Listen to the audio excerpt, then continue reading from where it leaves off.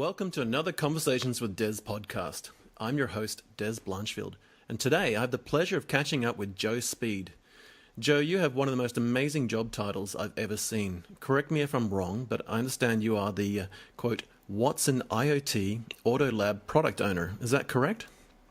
Yes, that certainly is, Dez. And real pleasure to be here with you today. Oh, thanks so much for making time.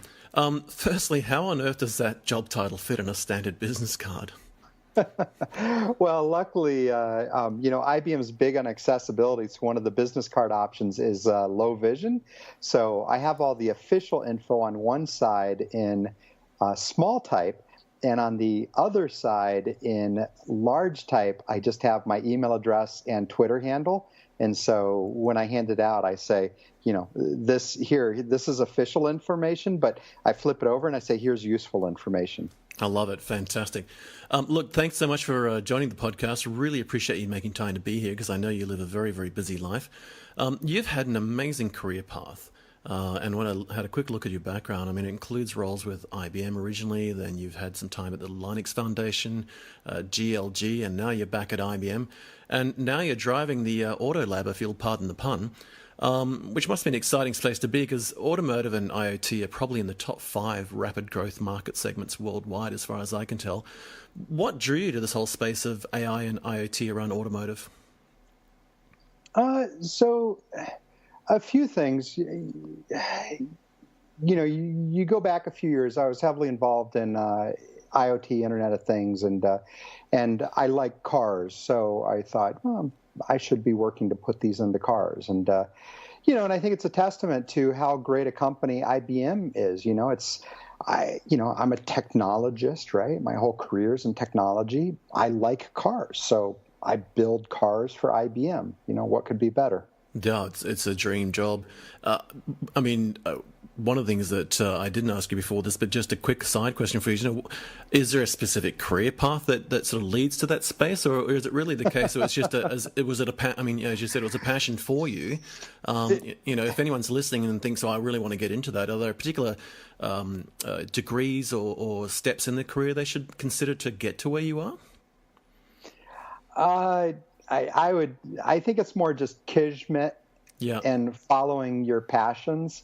I've always had a passion for emerging technologies, always been fascinated with communications and messaging and mobile, did some pretty early work in some of those areas. I've just had enough rich experience. I think one of the things that's been quite good is, I'm quite technical, but I'm also like someone who is, comfortable talking to customers, talking to the public, and I've got a pretty strong kind of, product management, product marketing gene. Right. And so if you look at my career, I kind of ride that line between the technology and the business. Like, where business and technology intersects to me is, very interesting ground. And that's where I live. And, all the way back to school, I got a double major in computer science and business management. And that's the line that I ride. I think you really nailed it when you said that, you follow the passion. And to me, when I look at a lot of the innovators around the world and you look at the diverse backgrounds and the diverse pedigrees they came from, the one consistent component is just following a passion and following a dream. It's almost like I think Steve Jobs once said that, if you wake up in the morning and you're not, you don't want to jump out of bed and go to work, then you're in the wrong job. Early on, and we had a great conversation yesterday just to sort of talk about some of the things we wanted to cover. You talked about some of the early things that you did when you sort of came back to IBM in this space. And I remember you sharing a quick anecdote around how you took some of the technologies and the IP that you had with IBM and effectively shared that with the world along some of that open and collaborative and open source thinking. And when you first took this challenge on, and I'd love to hear more about that because I remember reading a similar thing around what Volvo did years ago, back in about 1959, I think it was, when they invented the 3-point cast seatbelt. And, prior to that, people didn't wear a seatbelt. Safety was sort of just thrown out in the air. But they developed this 3-point seatbelt, and they wanted to increase safety for car travel. And then they went ahead and did something that I don't think anyone had ever seen before. They gave it away for free. They gave a free license to use it to every car manufacturer to use in perpetuity. And it sounds to me like you did similar things to stimulate collaboration and innovation in your early sort of phase of getting into this role. Yeah, I think that's a pretty good analogy. There's some things that are just too important, too valuable to keep locked up. Right. And so, look at, Internet of Things, right? So, and back in the day, it was actually the people in the space, it was all known as M2M, machine to machine. And so there was a community of us that, lived and breathed this. Yeah. And IBM had some, IP in this area that was jointly developed with the partner, but it was, commercial, right? It was commercial code, commercial license, commercial IP. But the thing is if you're trying to get, if what you really want is for all of the things to be able to discover and work with one another, if you want to create an ecosystem, if you want to, build a market, it's got to change. And, I had some experience in this from B2B trading networks, secure kind of B2B things that you've got to make it open. You got to make it interoperable. And so, certainly not by myself. I mean, there's a community of us that did this, but spent 2 years getting this IP given away, right? So Right. gave all the code to Eclipse Foundation, gave all of the IP to Oasis, and that's how you get to where we are today with MQTT being the IoT on-ramp for IBM, Microsoft, Amazon, most everyone else who matters. MQTT being built into vehicles from now, I don't know, something close to a dozen automakers, right? MQTT being ISO standard for IoT communications, right? And that's how you create an open, interoperable ecosystem. And so, certainly I didn't invent the technology, right? But I saw some value in it early on when, I'm a pretty technical person, but I'm adept on some business issues as well. So folks at IBM asked me to take over the portfolio of connectivity integration software, and MQTT was just a feature of these products. And so worked with Jerry Kumo and engineering product management to get that carved out, given away to the world, and then launch the IBM Message Side IoT appliance, launched the IBM IoT Cloud, and thought I really want something to show our vision, what all is possible here. And, I like cars, and I thought that with vehicles, especially passenger cars, there's something interesting here that, they're industrial in one aspect, right? They're a rolling sensor platform. They have a lot of things that are in common with other kinds of industrial applications. But it's also a consumer product, right? And they have experience and people and interaction in these things. So my thought was that by putting this into vehicles, into passenger cars, we would have this thing we could show that would be easy for anyone to understand, right? If I show you my use case is pipeline, well, if you're outside of the pipeline industry, it doesn't make sense. Like, you don't grok it. Yeah. But most people like cars. A lot of people have cars, and some people are quite passionate about cars, and so it's great that by hunkering down and or very early on, what are the things car to go, right? So MQTT in every car to go. Some of the Ford product, it's now in you see it now in Daimlers and Daimler Truck and BMWs and Peugeot Citroën and so many others today. I guess the key with that is that, and for folk who probably may not be familiar with what MQTT is, it's a machine-to-machine kind of Internet of Things related protocol for connectivity, right? And it's extremely lightweight. That was the whole key thing about it. I remember when, I think it was a few years ago now, because it's 2017 now, so it's like back in 2014 you guys did that. The whole key with this, that this platform, as you're calling it, the automobile, whether it's a personal 2-person seater car or whether it's a 40-foot long trailer, everyone was trying to solve the same problem from a different approach with different protocols, different, whether it was Bluetooth or Wi-Fi. I think the big thing with MQTT was it created an open standard in the same way that TCP/IP and IP addressing and domain names made it possible to send email. And I think that's a huge win for the planet. It's an astounding outcome, frankly, in my mind, but it's probably a natural one. I guess you agree, but it's one of those natural places you get to that eventually it was something that should have happened a long time, happened at some point in time, and now the world's moved forward in great leaps and bounds, hasn't it? Yeah, and it's I'm just glad to see that it's happened and continues to happen, and it gives me great joy to go into Google Trends and look at the MQTT hockey stick relative to GoApp or some other things. So yeah, it's gone ballistic, hasn't it? It is literally a hockey stick. One of the things talking about communications and protocols, one of the things that it has always impressed me with what you're doing is, I think the success of anything comes back to the ability to communicate. And I mean, you're quite literally a social media machine in many ways, and I mean that in a nice way. I mean, I love seeing the incredible things you're doing as you post. I mean, you put them across different social media footprint that you've got on Twitter and LinkedIn and so forth. And you've even got your own WordPress blog at mobilebit.wordpress.com. I mean, how do you fiddle that in? I mean, you must live a 36-hour day and a 9-day week to produce all that content. How do you manage to integrate that social aspect into your day-to-day work around communicating, getting it out there? I mean, it's a no-brainer. That's a powerful and effective method. But how does that work? It's a bit of a sickness. I don't spend as much time doing it as you might imagine, but it's kind of like, you roll out of bed in the morning before work, or, you take a few minutes for lunch and maybe some, a few thoughts come to mind, right. or when you're catching a ride to the airport, things like that. Actually, it's funny you should say the airport, because I think there's these air gaps, isn't there? I mean, even though we all live busy lives, I find the same thing. I relate it back to when do I catch up to email.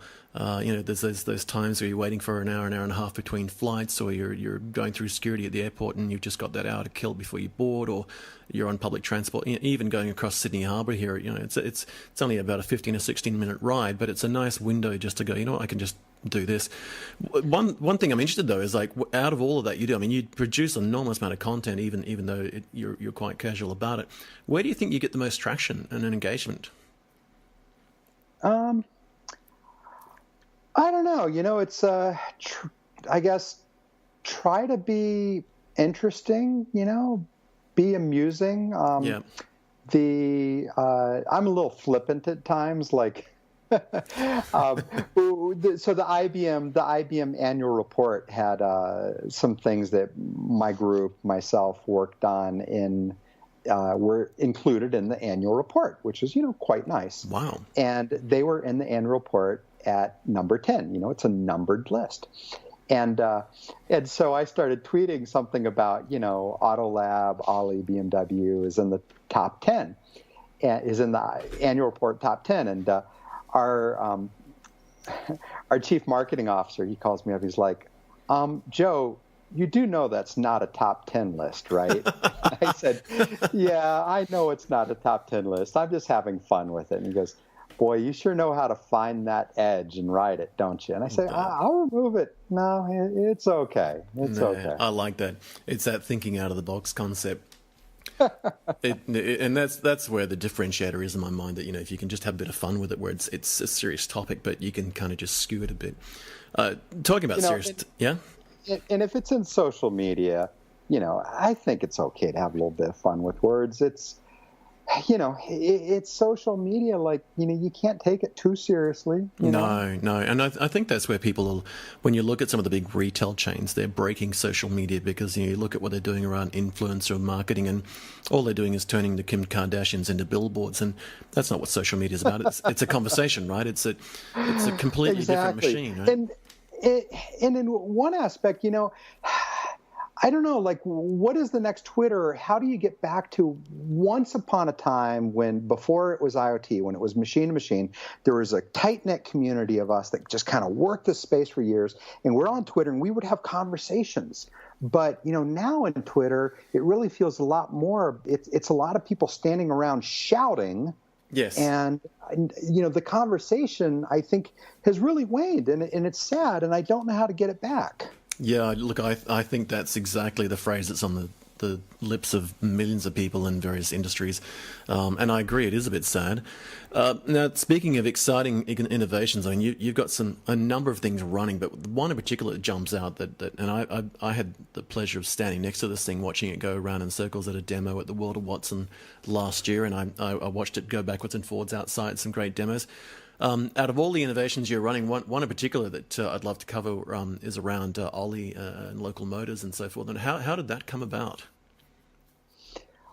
So that's an interesting one. And Olli's a big hit. Everyone loves Olli. It's kind of the industrial design equivalent of Hello Kitty. And when people see it, they want to hug it. They want to take their selfie with it. They want to be around it. It's great. But how that comes about, you actually have to rewind a bunch of years. Like I said, I'm a technologist and I like cars, and so I had been doing some work with back then QNX and TI, and then that changed to Qualcomm, and some things with some Fiat Chrysler product. Although back then it was just Chrysler. And Jean O'Connell of Local Motors, she heard that somebody at IBM had built an IoT advanced technology show car, and she wanted to find this person and tell them, you need to work with us. We're Local Motors. And so she came and hunted me down, and I said, oh, Local Motors, CrowdSource, industrial design, Rally Fighter, Corvette crate motor, like I knew all about what they do, and she was really amazed by that. And so, we started this long relationship between IBM and Local Motors. And, Olli is the fourth vehicle that I've built with Local Motors here at IBM. And we did an open source Rally Fighter with open source IoT software, open source electronics, using open communications and all of it. And then we logoed it up like a NASCAR race car with all of the open source technologies used in it to connect it to the IBM IoT cloud. And we did another one with UNLV Robotics Lab, where they have a humanoid robot, and Local Motors printed the robot its own neighborhood electric vehicle that the robot could climb into and drive. Wow. And I got IBM to chip in to, help the UNLV Robotics Lab with what they needed to be able to teach the robot to drive its new car. And then we had the robot drive it into a big IBM event right there in Mandalay Bay. So, wow. So we did that. We did a 3D printed car on a EV platform that we built in a IoT mesh, right? So multiple, computers in the vehicle running as a mesh, with one of them as the gateway to the cloud, and a bunch of sensors and actuators, and then stuffed tens of thousands of LEDs in the cockpit and underneath, and wired it up to the cloud via Watson IoT for Automotive, so that as traffic changed, the car would glow different colors. Oh, you're joking. That's hilarious. I like it. Happy cat, sad cat. I love it. That's brilliant. So we have fun. That's amazing. I imagine, though, that people often make the mistake of thinking that Olli is actually an IBM product per se, when it's really made by Local Motors. Is that something you have to clear up quite regularly, the delineation between sort of what Local Motors are doing and what IBM's doing? It is. And, for those who pay attention, I think most people in technology have probably noticed that IBM is not so much in the hardware business anymore. Sure. So we're certainly not building buses, but we certainly, we love people who design and build vehicles and and products and all kinds of things. And we work with them, we help them, right? We collaborate and help and support them. But yeah, it's Olli from Local Motors. You could, I don't know, with IBM or with some help from IBM. But yeah. It's local. Olli is Local Motors product, right? Those are my friends, those are my customer, that's my partner. But I'm here to help them and help them be successful. So, so the things that I do around Olli, I'm interlocked with, the people there who own product management, own the vehicle, and we collaborate on what could this be. But ultimately, I'm designing, building, leading development of what plugs into and is part of their offering, right? It's their product, not mine. Yeah, absolutely. I fell into that same trap when I saw it last year at World of Watts, and I saw the Watts and IoT, etc. across the top sign. And I was like, oh wow, it looks like an IBM thing. But as you said, anyone paying attention realized pretty quickly it's not. And I think it's a really nice blend of all the bits. I guess that leads to another question I had for you just on that was when you think about Olli as a concept and what you were doing with Local Motors with it, explaining Olli must be a fun challenge because you've got to cover such a broad reach of different audiences. I mean, I guess the question is, how do you go about conveying what Olli is to different types of audiences? I mean, for example, when you're on the stage at the likes of Walter Watson, where there's, I think, like 23,000 attendees from a business and technology sort of background and pedigree versus more recently a room full of young and eager, excited school children. Is that a real challenge, or is it really the same core message? It's probably the same content, but told a very different way, right? And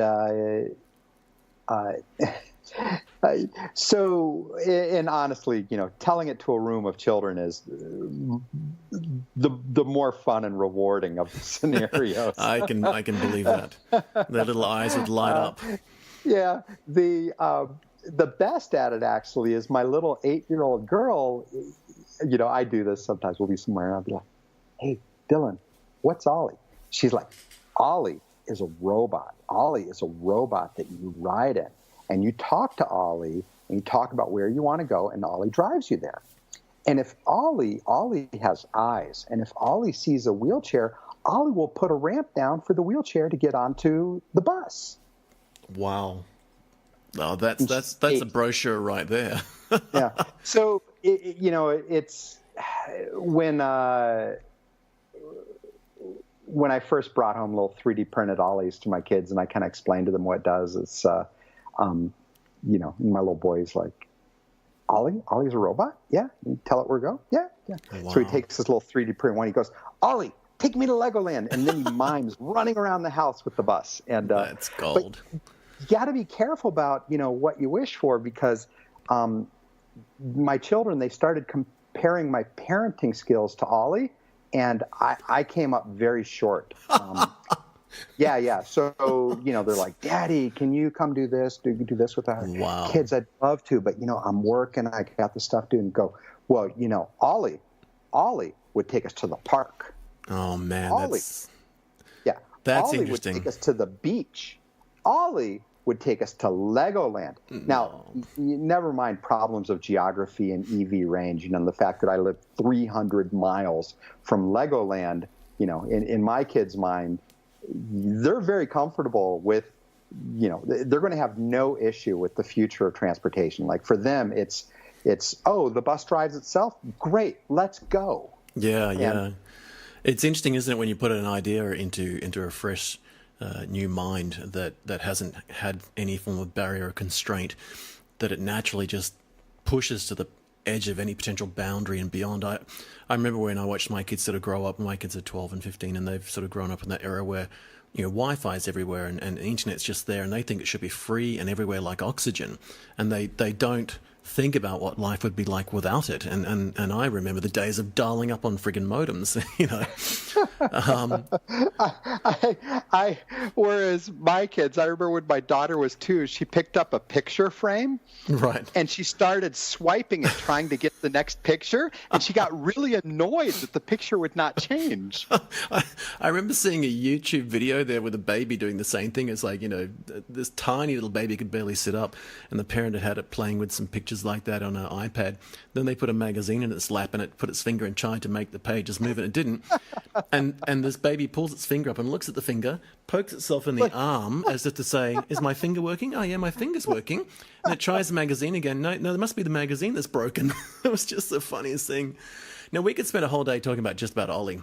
But, because there's so many big topics. It's like self-driving, it's an electric vehicle, Yeah. It can be fleet operated, it's designed to streamline transport systems globally, it's driven by smartphones, it's got Watson intelligence behind it, cognitive. You could talk about why 3D printed vehicles, and the list goes on. If you were going to summarize, Olli, the things of the 3D printing and whatnot, how do you boil that down into sort of 1 or 2 key punchlines? Well, I think it's definitely the future of urban mobility. So, and I think a lot of them will be Ollies. There will be others that come about as well. But this is the way things are headed. I think autonomy, and not just like autonomous passenger cars, right? Like, so if I can go in rush hour traffic and read a book instead of driving, that's nice. That kind of helps me. But when you do it, that it's mass transit, and because you don't have to have the driver, instead of a small number of large buses that come up along at very big intervals, if you can have a constant stream of these small autonomous buses that are, sustainably printed and assembled and sustainably operated because they're electric, and then you start to do work with those around how do you, make them more inclusive and accessible and working for all the citizens, I think you can change lives. And I think, there's some things there around the technical, the self-driving, yes, that's great. That's very interesting. But the implications of how you actually use that to change, right? So, to take a luxury passenger car, and before it wasn't autonomous and now it's autonomous, but you haven't really changed the form factor, right? But to, take something like Olli that is like, in terms of its like the asphalt real estate that it takes up, it's got the same footprint as like a mini Coachman, okay? Right. But it carries 12 people, right? It's a big glass box on wheels, and if I can fit 12 people in something the size of a mini, and operate that sustainably. And I think the crowdsourcing aspect, right? It just permeates it. So, it's crowdsourced industrial design. It's with a community of engineers around the world. It's got open source software, and it's the design was, design, think, co-creation, right? Their people, our people, everyone together.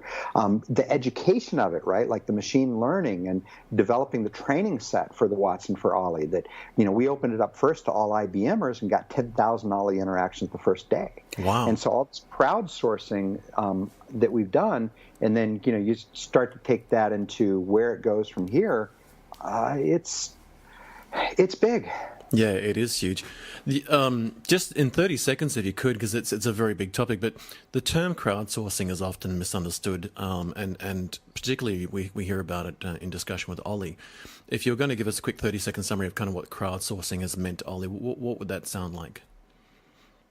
Sure. So, I often use the term crowdsourcing just because that's the one that's easiest for people to understand, but there's, for people who are deep enough in it, there is a sense that, with crowdsourcing, the way a lot of companies do it is basically like, you make, I take, right? It's not, not a collaboration. And what Local Motors does, what we in the open source software community do, is something a bit different. It's more about co-creation, right? And that's not really a term we use in the open source software community, but that is what we do, and that is what Local Motors does around the industrial design.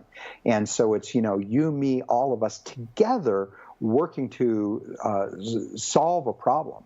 And you look at things like, even when Local Motors runs a design challenge and there is a person or a team who wins the design challenge, the way the community then pivots and collaborates to, then take that design and iterate and improve on it. And you see that, like, for example, with things like the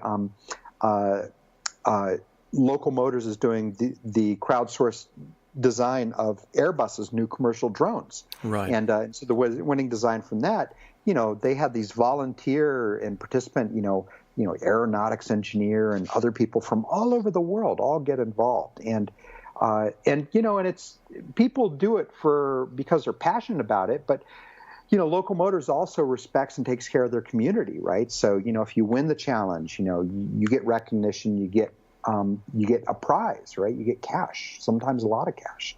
And if a thing is built and a thing is sold, it's licensed under, commercial attribution. So basically you get royalty, right? Yeah. I think you do get to participate. There's a lot of models that have worked like that, and we've seen it in design. There's a project called Theme Forest that was created here out of Australia with a company called Envato, and they have a similar thing around the WordPress platform in software and design, where they've got this platform called WordPress, which is open source, but you can build themes for it or plugins, and they built this little online mart where you can upload your plugin or your theme and people can buy it, and you can build these little modules into something bigger and better. And in some parts are free, some parts are commercial, and therefore some people are making money for their work and others are just contributing. I think that's a shift we're going to see, and it's interesting that Airbus is doing it at that scale. We're going to see a shift to this mentality with the next couple of generations, particularly our kids, where that's just normal. The idea that one shop would do everything themselves would be abhorrent because it's a massive risk and cost and investment, as opposed to just, crowdsourcing per se.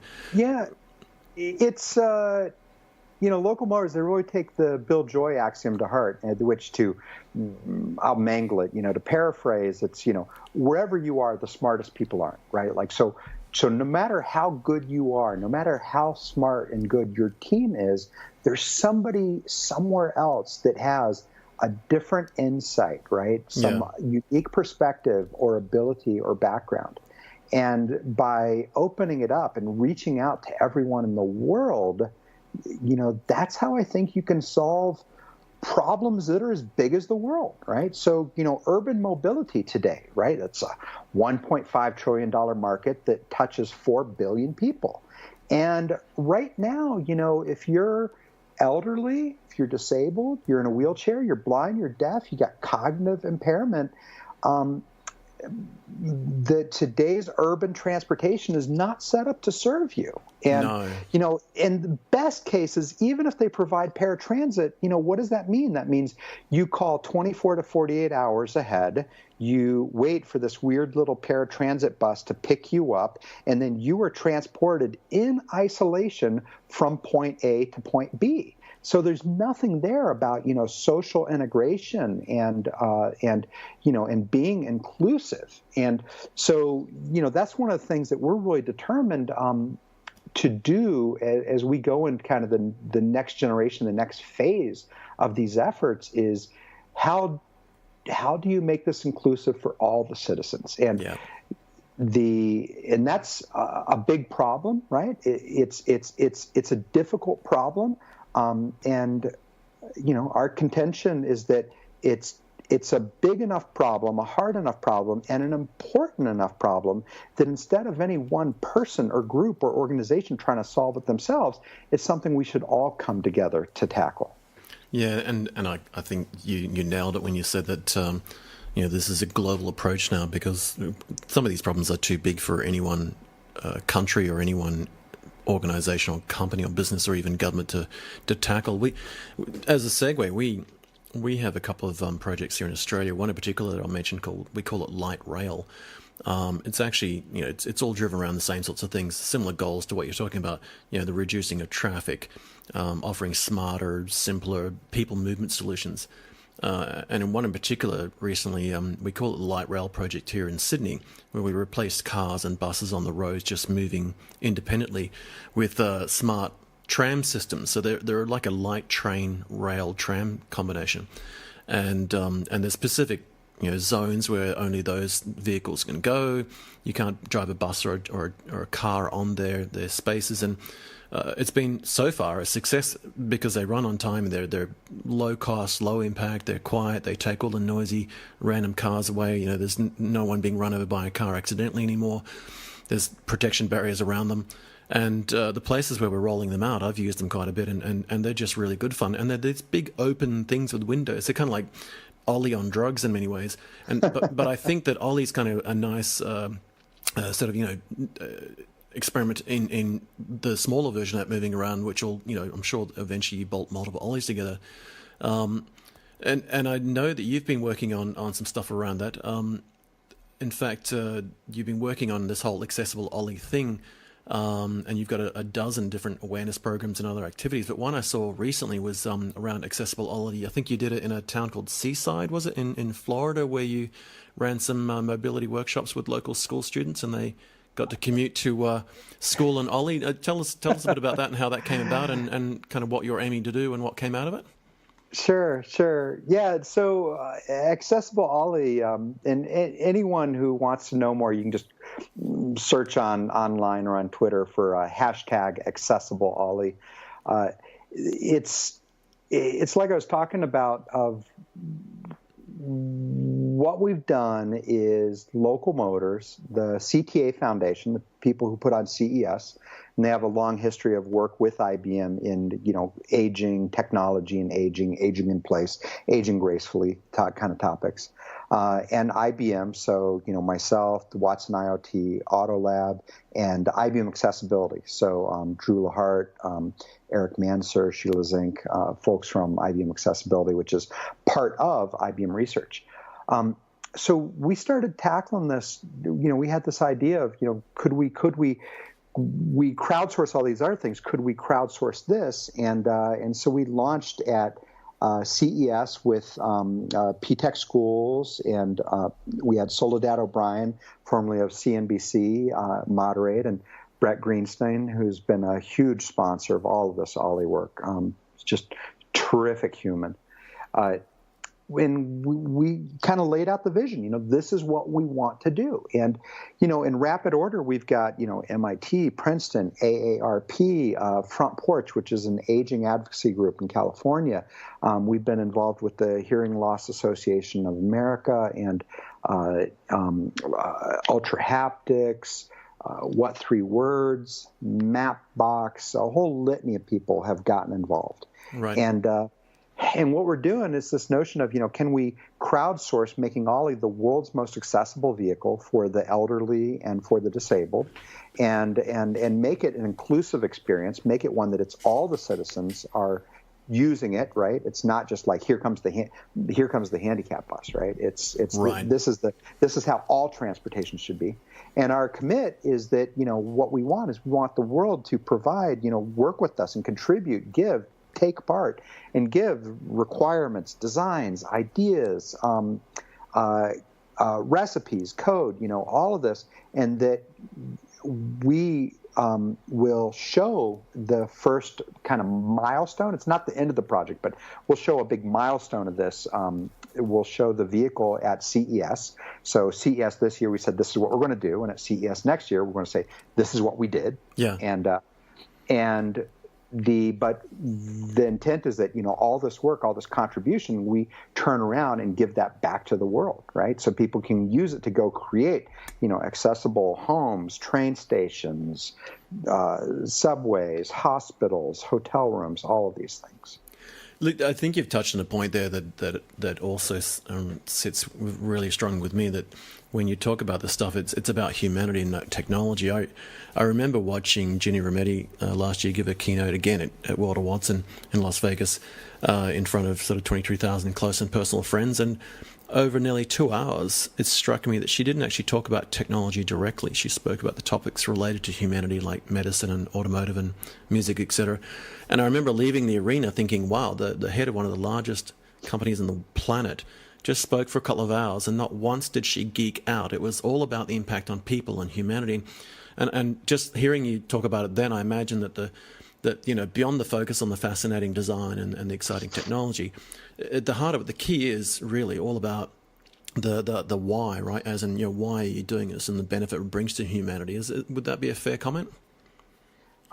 Absolutely. Jenny is so on point, so believing so strongly in, we don't really talk much about artificial intelligence. We talk about, augmented intelligence, that, how can we have technologies and things and experiences that work with people and, help people, how can we help people be, a better, smarter, nicer, more productive you, right? And with the accessible Olli work, it really is, it's putting people at the middle of it. And, and I think the pivot that we did, one of the things that we did a few years ago of getting so deep on design thinking, it's pretty phenomenal, right? Your way into these technical solutions is to, my persona, empathy map, what's my big challenges, user stories, journey, all of these things. And from that, and that basically, because otherwise you just have a bunch of widgets in search of a problem. Yeah. And so, so yeah, with Olli, Olli does have some interesting technology, and there's a lot more that's going into it. And, but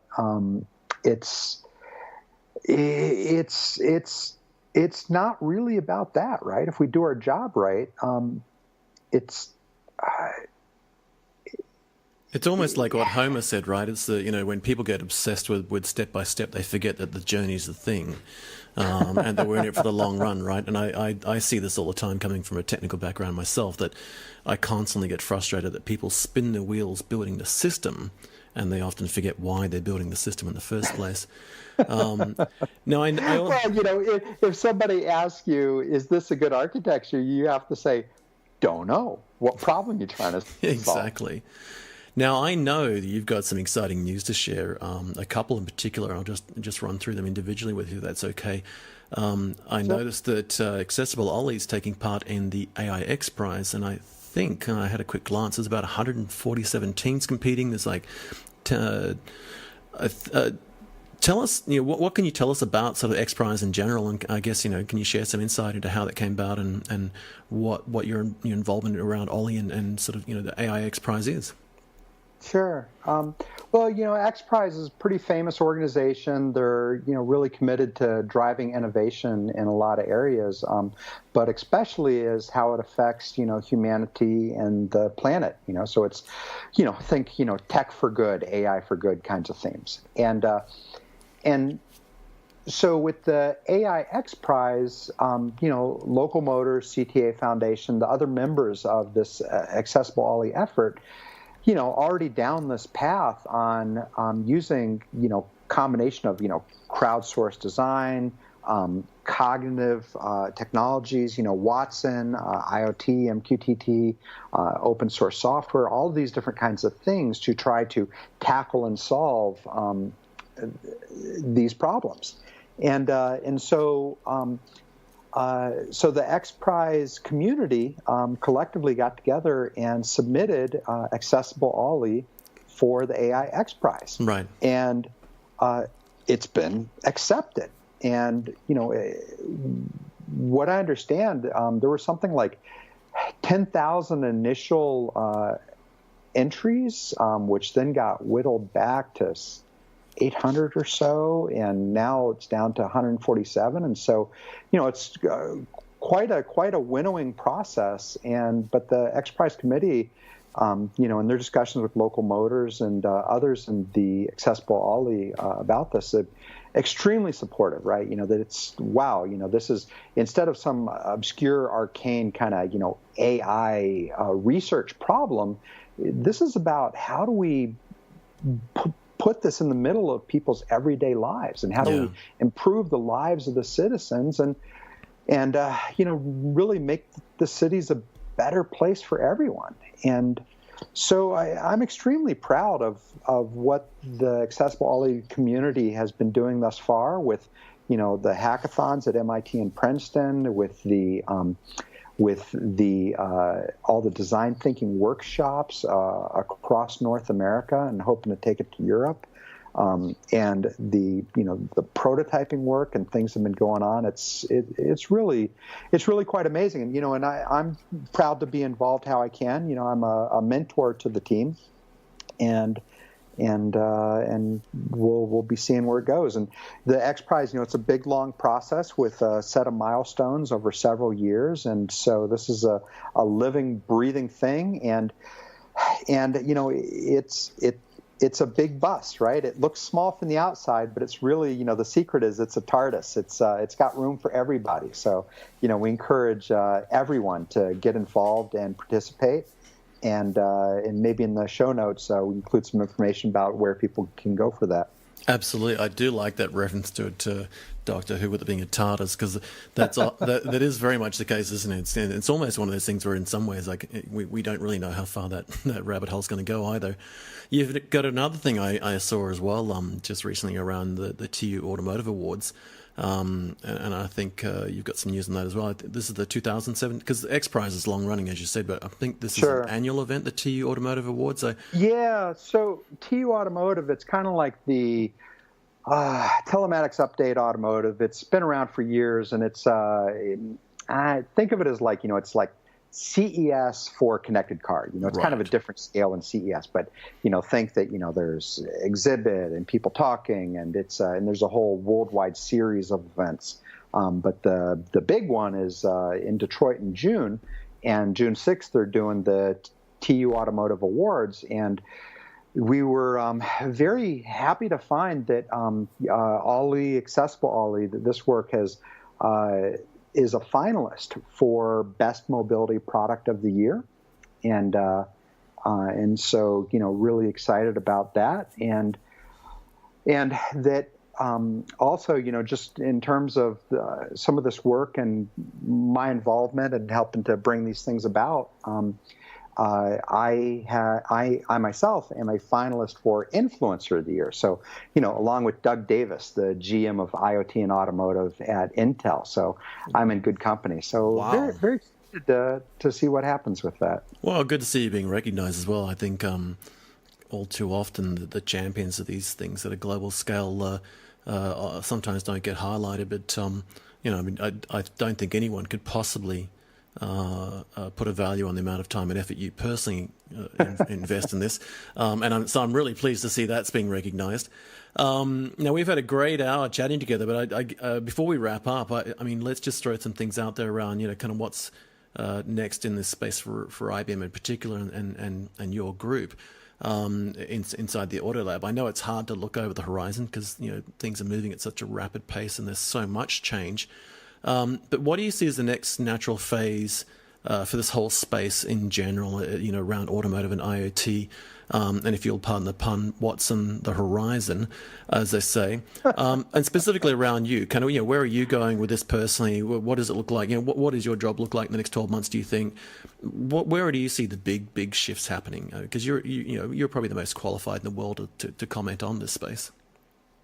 I see great things. As we move from highly automated to fully autonomous driving, when you're no longer the driver, when there's no longer driving controls in a vehicle, who are you going to talk to? So all these kind of, human robotic, HMI kinds of topics, work that IBM's doing around cognitive spaces, cognitive rooms and the like, that, well, Olli is a cognitive space. It's just happens, it's a big glass box on wheels. It just happens to be a space that moves through space. And, you've got these issues of how do I interact with the humans, right? And both the ones that are in it, right? The riders, the passengers, as well as those around it, the pedestrians and those who are embarking, disembarking. Right. So I think there's really exciting things there, and especially, this idea of how do you make it accessible, and not accessible like minimally meets, but accessible like an amazing experience for all the citizens. And some things we'd already been prototyping with Princeton around Olli Recalli, which is machine vision for Olli, so that it recognizes who gets on with what, and when they get off, are they forgetting anything? And so, excuse me, man, don't forget your blue box, your orange purse, your red ball, right? For people with Alzheimer's, or just just frazzled parents, for that matter. The things like the work with MIT around, if you're a blind person, one of the issues with public transportation is, where do you sit, right? Like, how do you know which seats are empty? How do you not accidentally sit in someone else's lap, which is really embarrassing? And, yes. Then this is a problem, so Eric Manser, so we have designers on the team for Accessible Olli who are designing the accessible experience, who themselves has impairments. So Eric Manser, he's amazing. He's legally blind, severely vision impaired, can't drive and the like. And but he's also blind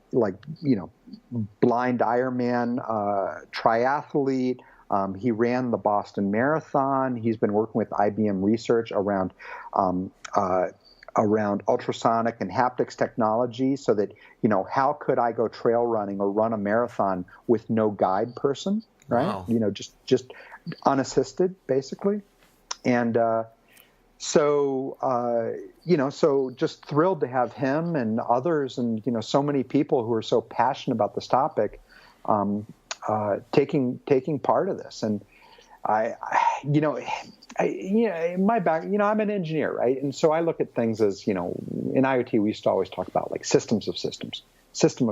Yeah. And it's great to make an accessible bus. It's great to make an accessible bus stop. It's great to make an accessible lobby and elevator.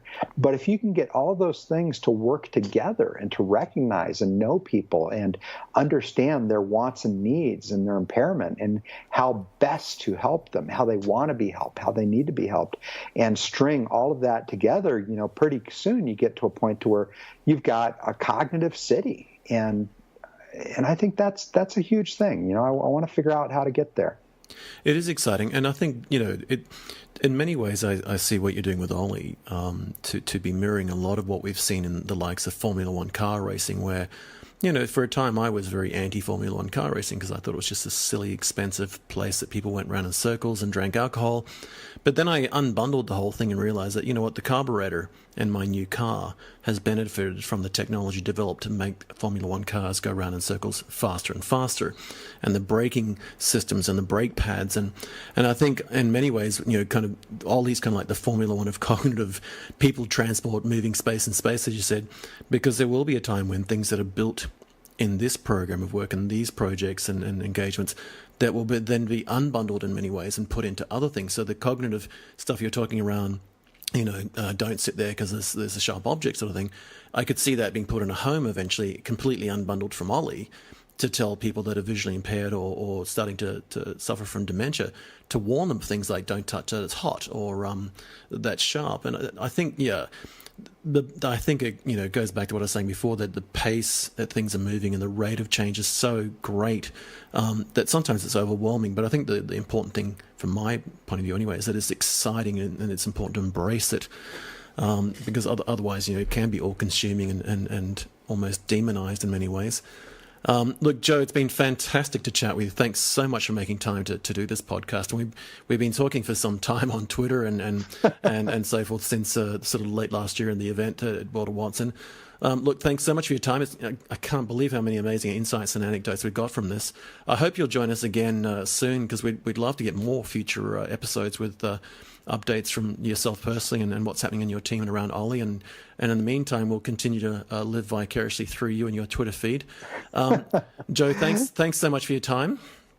It's been such a pleasure. Real pleasure, Dez. We'll have to get you over here. And, I wish you'd been with me this week. I was at Local Motors Knoxville, where they had a gigantic CNC robot just going to town on a fully 3D printed Olli. So if you can imagine the size of Olli, like the whole bottom third of the vehicle, printed as a single piece of carbon fiber reinforced plastic, and it's mind-boggling. And to think of what that can mean for accessibility in communities where, if you need a different form factor, if you need things to change to accommodate, you just tweak the digital and print the real. And it's mind-boggling. It's an exciting time. I think it's official that you've got the best job in the world currently, and I'm most envious. And I do look forward to catching up again soon, and look forward to meeting up in person.